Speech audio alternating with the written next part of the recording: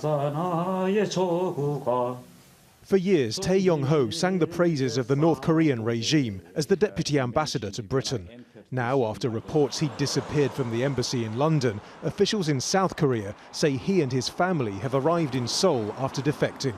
They're not saying when or how they travelled, but claim the diplomat was disillusioned with the system he represented.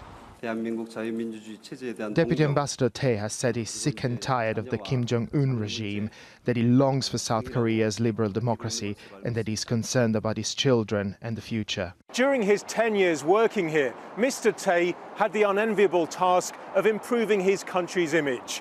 According to the South Korean newspaper which first reported his defection, he'd come under pressure to counter growing international criticism of North Korea's human rights record. This was him in London just last year, insisting his country was misunderstood. Socialism is not something in the air.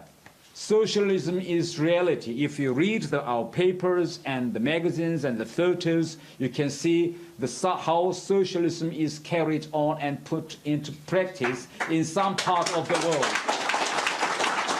In the 1990s, North Korea's ambassador to Egypt, Chang Sung-gil, defected to the USA. But this is the communist nation's highest-level diplomatic defection to the south. Over the years, about 30,000 of Thae's compatriots have fled there. Since Kim Jong-un took power 5 years ago following his father's death, the number of defectors has almost halved. But this latest episode will be a huge embarrassment for Pyongyang. Nadim Baba, Al Jazeera.